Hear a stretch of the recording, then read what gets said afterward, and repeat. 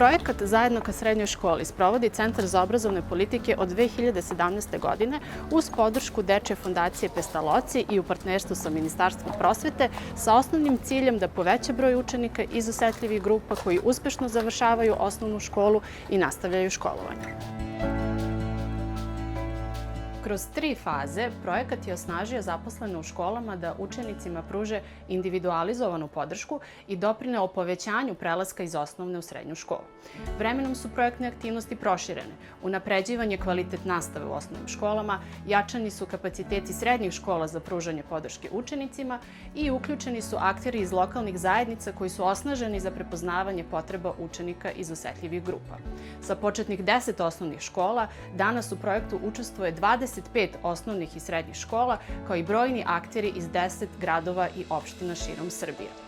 Sada, nakon skoro 9 godina, želimo da podelimo inspirativnu priču o ostvarenim rezultatima i posvećenosti svih uključenih u ovaj projekat, kao i o učenicima koji se nalaze u njegovom centru.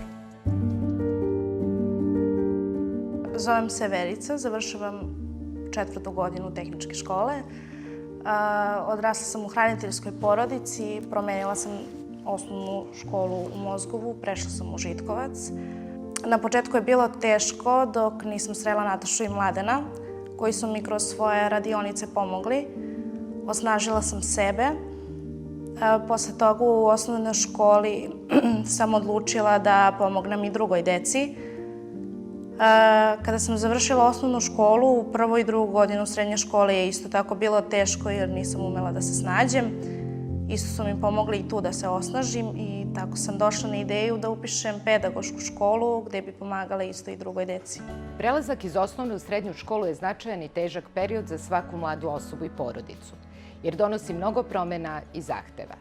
Treba se spremiti za završni ispit, položiti ga, odabrati i upisati željenu srednju školu. Upisom u srednju školu menja se okruženje i socijalna dinamika, sreću se novi vršnjaci, vršnjački pritisak može da bude vrlo snažan, više su akademski zahtevi, a uz sve to prelazak u srednju školu se često poklapa i sa emocionalnim i fizičkim promenama koje nosi adolescencija. Pomagali su mi tako što sam isto imala radionice da osnažim sebe kroz srednju školu i da upišem nešto dalje. I kako da razmišljam šta ću dalje u životu, da mi nije potreban bilo ko, nego da sam samo tu ja.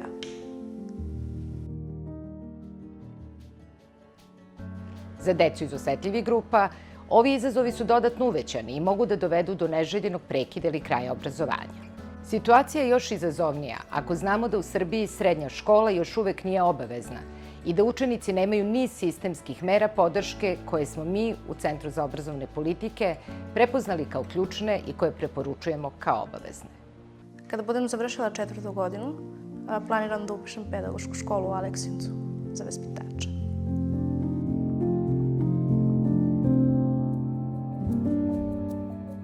Dečija fondacija Pestaloci podržava projekat Zajedno ka srednjoj školi, kontinuirano od 2017. godine, sa ciljem da se poveća broj učenika iz osetljivih grupa koje uspešno završavaju osnovnu školu, nastavljaju i uspešno završavaju svoje obrazovanje na srednjoškolskom nivou.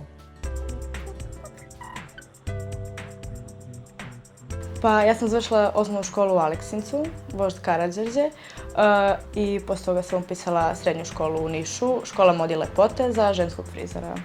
Volim taj posao i volim da radim te frizure i sve ostalo.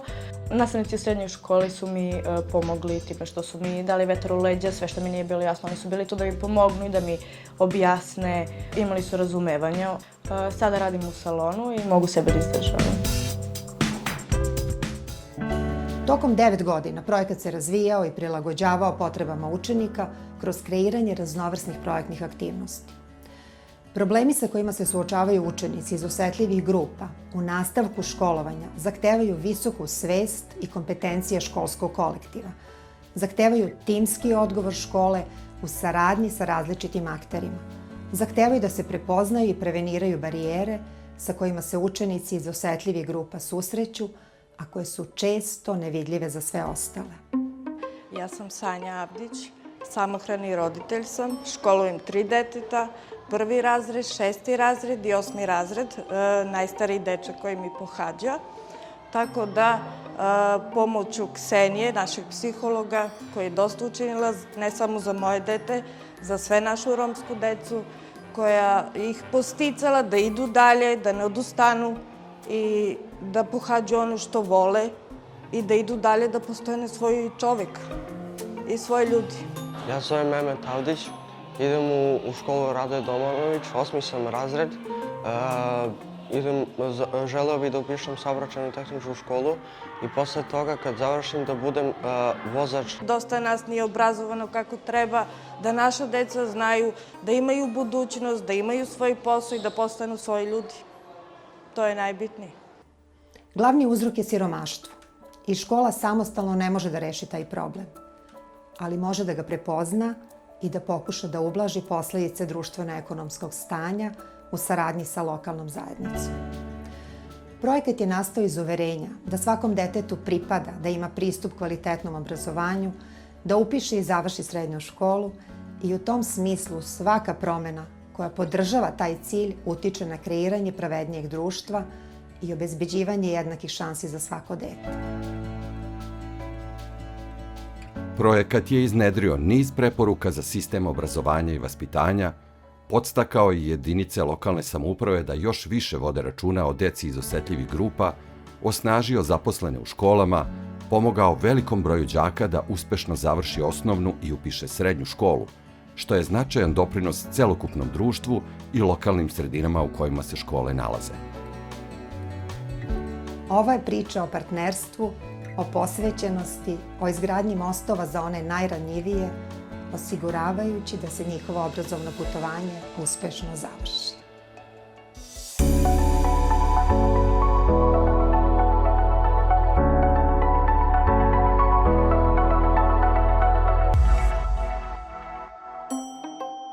Ja sam Bojan Sejtović, razred sam 8.4, nisam uvek redovno išao u školi. U 5. 6. razredu pedagog, psiholog i Nataša su me često zvali na nastavu. Posle toga sam upisao sa najboljim drugom sportsku sekciju. Počeo sam da popravljam ocene i verujem u sebe da bi bio dobar đak. Od samog početka vodila nas je misao, ako je samo jednom odraslom stalo da dete završi školu, izgledi su veliki. U radu smo se rukovodili i drugim važnim vrednostima, potrebe dece, a ne etikete, imena, a ne brojke i možda i najvažnije škola i zajednica kao mesto društvene brige, a ne izolacije. Pošli smo od toga da su deca različita po interesovanjima, znanju, poreklu, maternjem jeziku, sposobnostima i da je upravo u tim razlikama njihova snaga. Kroz sistem prepoznavanja potreba i snaga svakog učenika i instrument za identifikaciju učenika u riziku od napuštanja škole, razvijani su individualizovani planovi podrške zasnovani na potpunom razumevanju obrazovnih potreba deteta. Osnovna škola Ivan Goran Kovačić je jedna od prvih 10 škola uključenih u ovaj projekat. Kao jednu od ključnih stvari u individualizovanom pristupu učenicima izdvojio bih primjenu instrumenta za ranu identifikaciju učenika pod rizikom od odustajanja od nastave obrazovanja, odnosno upisa srednje škole. Njegova primjena je jednostavna, a istovremeno omogućava stvaranje celovite slike o pedagoškom profilu deteta i omogućava nam da otkrijemo ključne, a dublje probleme i izazove, ono što je realno ispod ledenog brega, sa kojima se naši učenici suočavaju. Za svako dete za koje je procenjeno da je pod rizikom, razvili smo različite aktivnosti podrške kroz saradnju tima za prevenciju osipanja i spoljašnje mreže podrške. Kao rezultat te saradnje nastali su planovi prevencije osipanja učenika. I zaista možemo reći da smo se bavili svakim pojedinačnim detetom, prilagođavali aktivnosti i malim koracima išli u pravcu daljeg napretka naših učenika. Moj Mehmet će pohađati sad prijemni ispit da bi upisao tehničku školu srednju. Podjednako smo nastojali da učenicima u riziku od usipanja pružimo podršku u učenju kao i psihosocijalnu podršku. U fokus smo stavili osjećanje dobrobiti naših učenika. Naravno, paralelno smo savjetodavno radili i sa porodicama, nastojeći da osnažimo roditelje, odnosno staratelje, i učinimo ih partnerima u ovom procesu. Saradnja sa osnovnom školom iz koje su učenici došli također je bila ključan faktor uspeha, jer smo blagovremeno bili upoznati sa pedagoškim profilom naših učenika. Nisam bio siguran da je ova škola dobra za mene. Na početku mi je sve bilo teško, ali je vremenom postalo bolje. Profesori su strogi, ali hoće da nam pomognu. Kada sam puno izostajala iz škole, razredna mi je pomogla da napravimo plan, da nadoknadim sve i popravim ocene iz različitih predmeta. Stručni saradnici su mi pomogli kako brže i bolje da učim, a drugarica da savlada matematiku. Mom mlađem bratu sam rekla da upiše ovu školu, da će mu biti lepo i da ću da mu pomognem i kažem sve što treba da zna u školi. Na bazi iskustava u ovom projektu možemo reći da su za uspeh u prevenciji osipanja učenika ključni sistematičan pristup, kontinuirana procena napretka učenika kroz razgovore o učeniku i procenu da li su mere dale rezultate, kao i kvalitet saradnje sa porodicom. Pristup koji se primjenjivao tokom projekta i koji je razvijen u saradnji sa školama detaljno je opisan u priručniku Kako podržati učenike iz osetljivih grupa u periodu tranzicije ka srednjoj školi.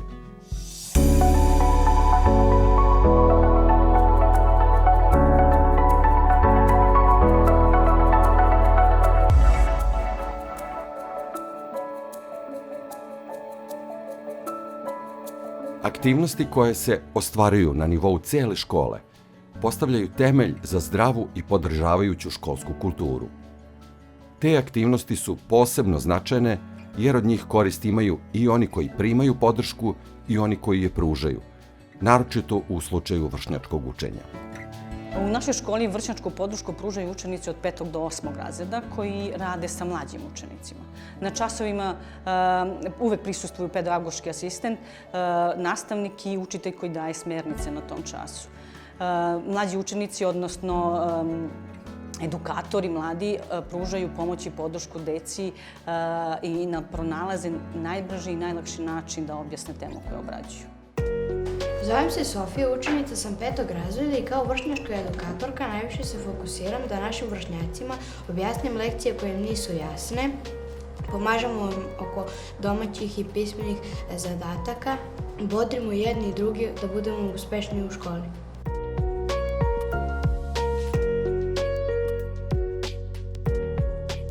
Én nagyon szeretek a fiatalabb diákoknak segíteni és dolgozni velük. Nekik azt mondják, hogy ez rengeteget jelent.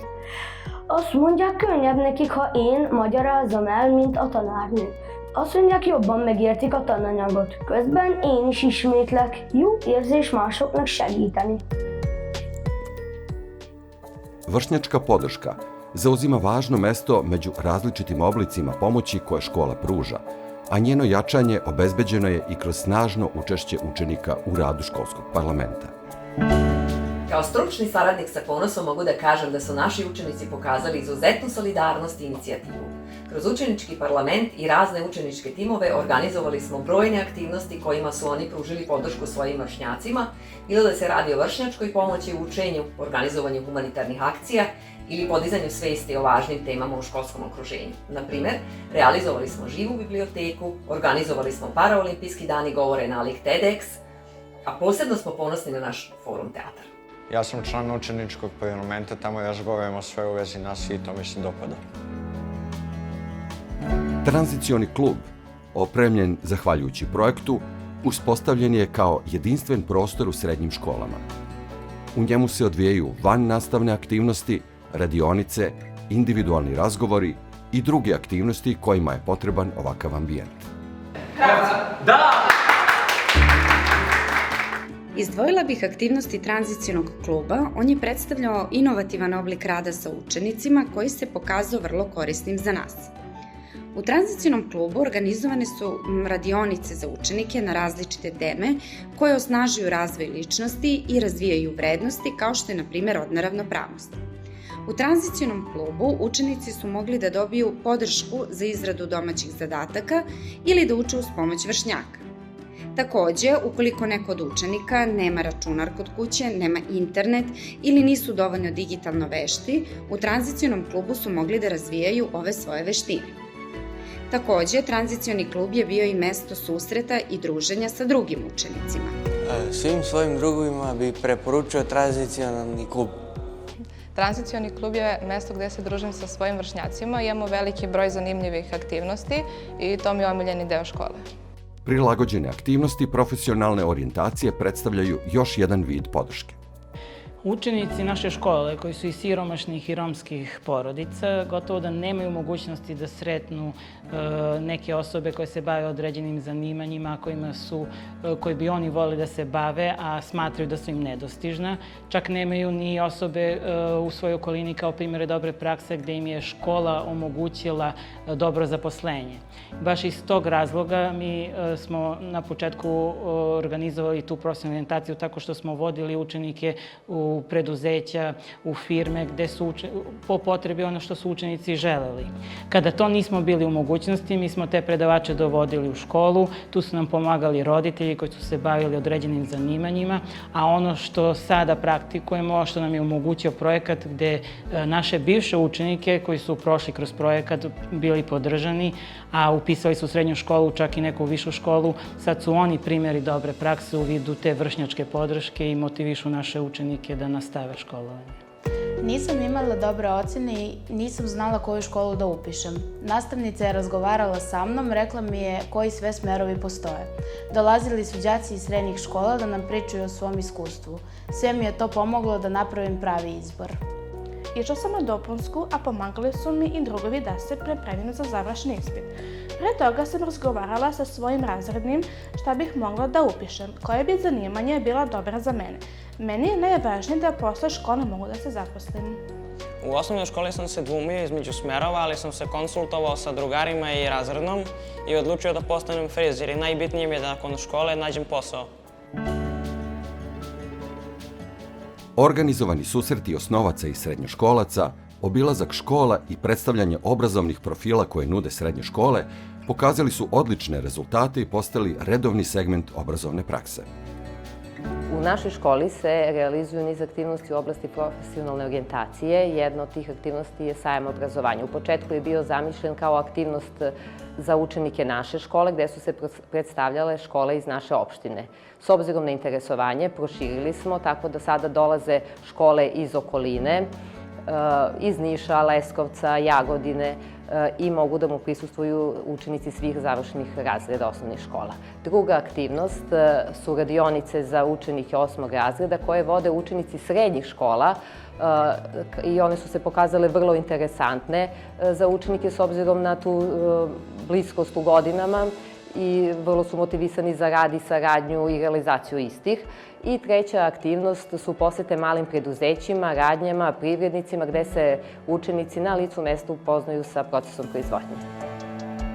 Kada se mere kao što su kvalitetno organizovana dopunska nastava, prilagođena profesionalna orijentacija ili vršnjačka podrška sprovode na nivou cele škole, u njoj se neguje kultura međusobnog razumevanja, saradnje i zajedničkog napredovanja. To je snaga škole koja brine o svojim učenicima i škola kakvu svi zaslužuju.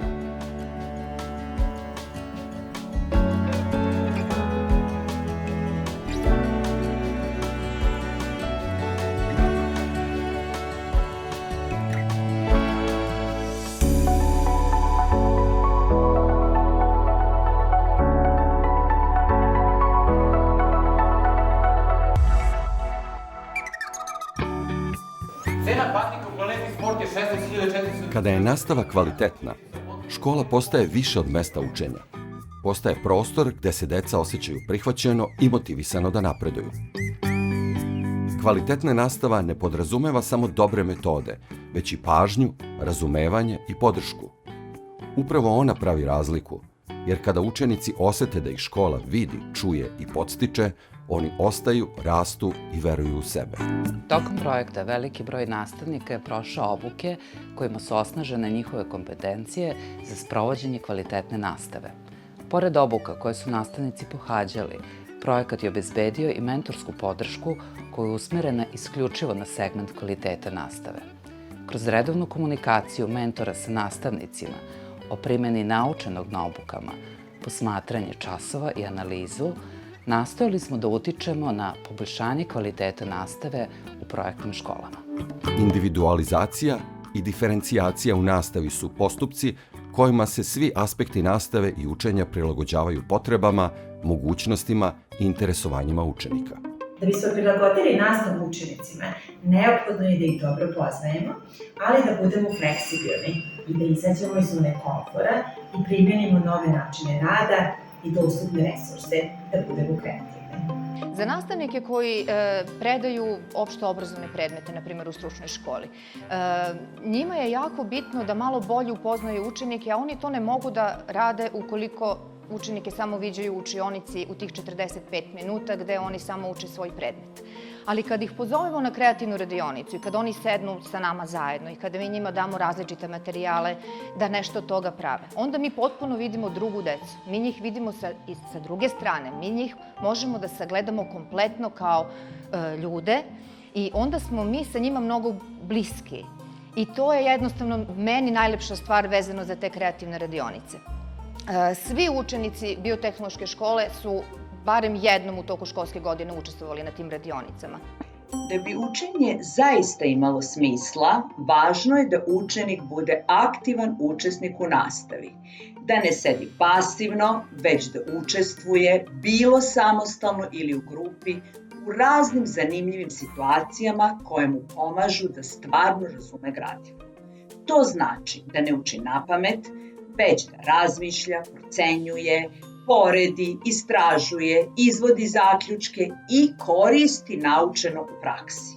Na taj način učenik razvija znanje i veštine koje ćemo koristiti kroz ceo život u raznim situacijama. A kada znaju da ono što uče ima smisla i da im može zatrebati u stvarnom svetu, svi su motivisaniji da uče. Na času najviše volim kada vozimo robote. Kad mi pravimo prezentacije. Kada radimo u grupama. Kada imamo kviz. Volim kada radimo eksperimente. Najbolje mi je kada ocenjujem druge i nastavnike. Ja najviše volim praktičnu nastavu van učionice. U projektnim školama uloženo je mnogo truda i vremena kako bi se razvila kultura posete časovima i podstaklo horizontalno učenje među nastavnicima. Nastavnici su imali priliku da prisustvuju časovima i aktivnostima u drugim školama, steknu nove ideje, postave pitanja, razreše dileme, diskutuju i podele sopstvena iskustva. Tokom projekta smo počeli više da sarađujemo, da učimo jedni od drugih. Posjećivali smo i analizirali časove kolega kako bi sami unapredili svoju praksu. Posebno, dragoceno je što smo obilazili i druge škole i razmenjivali pozitivna iskustva u nastavi. Naročito izazovno je bilo tematsko planiranje, ali i taj stepenik postepeno savladavamo. Ono što je najvažnije, postali smo zajednica koja uči. Škole koje su učestvovale u projektu su mesta na kojima učenici pod umešnim vođstvom svojih nastavnika vežbaju, uče i spremaju se za izazove koje donosi vreme.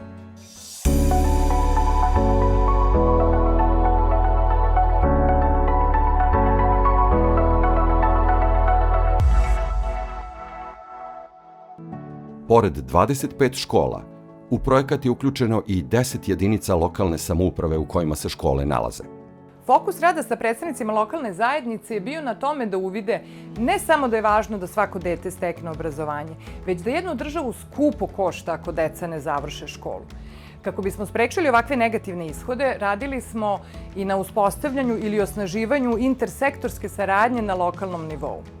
Nije u svim sredinama uključivanje lokalnih institucija bilo lako niti podjednako zastupljeno, ali mislim da jesmo uspeli da usmerimo pažnju lokalnih vlasti na važnost njihove podrške deci iz osetljivih grupa.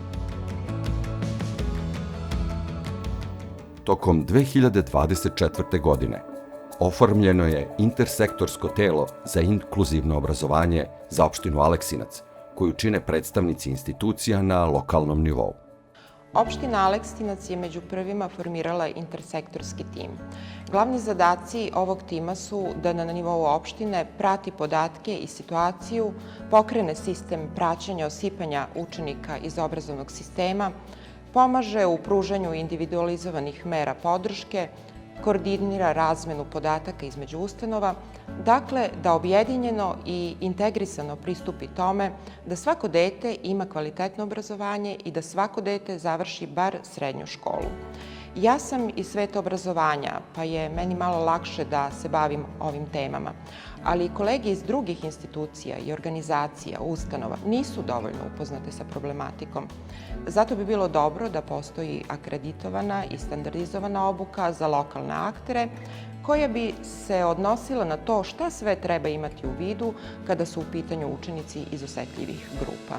Jedinice lokalnih samouprava su imale priliku da učestvuju u nizu radionica na različite teme. Specifičnosti obrazovanja učenika iz osetljivih grupa, inkluzivni pristup u obrazovanju, mere podrške koje treba da dođu iz različitih sektora, politike pristupačnosti, uloga lokalne samouprave kao važnog aktera za obrazovanje, ali i za ukupni društveno-ekonomski razvoj lokalne sredine.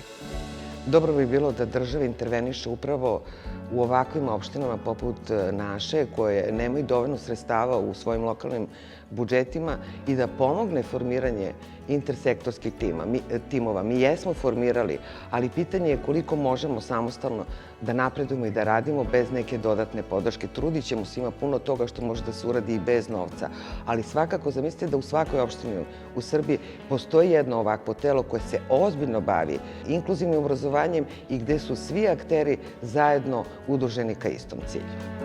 Kao neko ko ulazi redovno u škole, mogu da primetim da su projektne škole u mom gradu počele da primenjuju projektne aktivnosti u svakodnevnom radu. Kod njih se vidi da su osnažene i da prepoznaju sve faktore rizika i da blagovremeno i adekvatno reaguju. Znate, to nije lako u sredinama u kojima dosta učenika živi ispod linije siromaštva.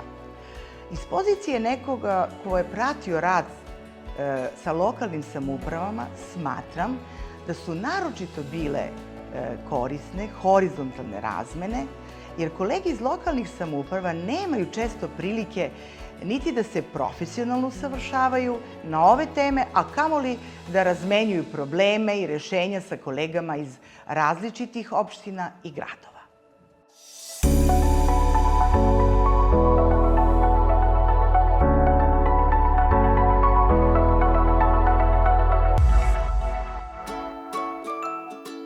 Kao neko ko je bio direktno uključen u rad sa školama, pre svega osjećam veliku zahvalnost za poverenje koje su nam ukazale i ponosna sam na ono što smo zajedno postigli. Najveći uspeh je to što je broj učenika koji napuštaju školu značajno smanjen, ali to nije samo statistika, već realne priče dece koje su dobile šansu da nastave svoje obrazovanje i veruju u sebe. Ali ni to nije sve. Ponosna sam i na to što su škole postale otvorenije, podsticajnije sredine u kojima se učenici osjećaju prihvaćeno, gde se više radi na povezivanju, saradnji i podršci. Vidljive su promene u načinu rada nastavnika, u motivaciji učenika, ali i u atmosferi u učionicama. To su rezultati koji ostaju i nakon završetka projekta i koji pokazuju da se dugoročni trud i posvećenost zaista isplate. Škole koje su u projektu vrlo lepo sarađuju i pružaju podršku jedne drugima. Učenici koji nisu dolazili na nastavu sada dolaze redovnije. Učenici su aktivniji na času. Slabiji učenici sada imaju bolje postignuće. Sada nam svi učenici izlaze na završni ispit. Bolja atmosfera na času i učenici su spremni da pitaju i da diskutuju. Učenici rado učestvuju u aktivnostima tranzicionog kluba. Više komuniciramo sa lokalnim institucijama kako bismo pomogli pojedinim učenicima. Imamo veći broj planova podrške nego ranije. Češće procenjujemo svoj rad na času i jako nam je važna povratna informacija učenika. Rezultati projekta. Individualizovana podrška za nastavljanje školovanja. Oko 1000 nastavnika je steklo kompetencije za korišćenje instrumenta za prepoznavanje učenika u riziku od napuštanja školovanja i adekvatno reagovanje. Škole sada u proseku prepoznaju i pružaju individualizovanu podršku za oko 15% učenika u riziku, naspram samo 3% na početku projekta. To znači da je preko 2500 učenika u riziku dobilo individualizovanu podršku za nastavak obrazovanja samo u poslednje 3 godine. Kvalitet nastave. Preko 800 nastavnika je unapredilo kompetencije za sprovođenje kvalitetnije nastave, a obučeni su i za uvođenje rodne perspektive u nastavu, rad sa učeničkim parlamentima i vršnjačkim timovima, samovrednovanje rada škola u funkciji razvoja i tako dalje. Tako je oko 18.000 učenika imalo dobrobit od inkluzivne, participativne i nastave visokog kvaliteta. Kroz projekat je ustanovljena praksa horizontalnih razmena između škola. U poslednje 3 godine svaka škola je bila i gost i domaćin drugim školama, bar jednom godišnje, čime su uspostavljeni temelji za stvaranje profesionalnih zajednica nastavnika koji međusobno razmenjuju iskustva i uče. Samo tokom poslednje 3 godine preko 4.000 učenika je unapredilo matematičke i jezičke kompetencije. Uspešan nastavak obrazovanja.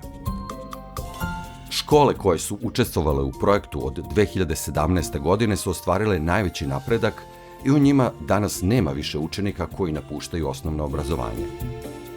Ove škole su smanjile i stopu neuspešnih tranzicija u srednju školu. Kada su tek uvedeni planovi tranzicije, u proseku 5-6 učenika sa planom tranzicije ipak nije upisivalo srednju školu, dok su u 2024. godini svi učenici uspešno upisali srednju školu. Kako su učenici prvog razreda srednjih škola u višem riziku od napuštanja školovanja u poređenju sa onima iz viših razreda, njima je posvećena posebna pažnja. Nakon samo 3 godine od kako su srednje škole započele projekat, stopa napuštanja školovanja u prvom razredu je smanjena sa oko 4% u 2020. na nešto više od 1% u školskoj 2022-2023. godini. Od 2020. godine u svakoj od 10 srednjih škola funkcioniše i tranzicioni klub, kroz koji se realizuje niz aktivnosti, uključujući vršnjačku podršku, akcije sa učenicima osnovnih škola, povezivanje sa lokalnom zajednicom, aktivnosti usmerene na prevenciju nasilja i druge aktivnosti za unapređivanje dobrobiti učenika. Lokalna zajednica. Tokom trajanja projekta osnaženo je preko 80 predstavnika lokalnih aktera za pitanja obrazovanja osetljivih grupa u 10 jedinica lokalne samouprave, koji su danas čvrsto povezani i vrše razmene kroz redovne sastanke, a u 7 su zvanično oformljeni timovi unutar lokalne uprave za podršku obrazovanju osetljivih grupa. Interkulturalni program u Švajcarskoj. Organizovano je 6 programa interkulturalne razmene u trajanju od 2 nedelje u Trogenu, Švajcarska, u kojima je učestvovalo preko 270 učenika iz 19 projektnih škola.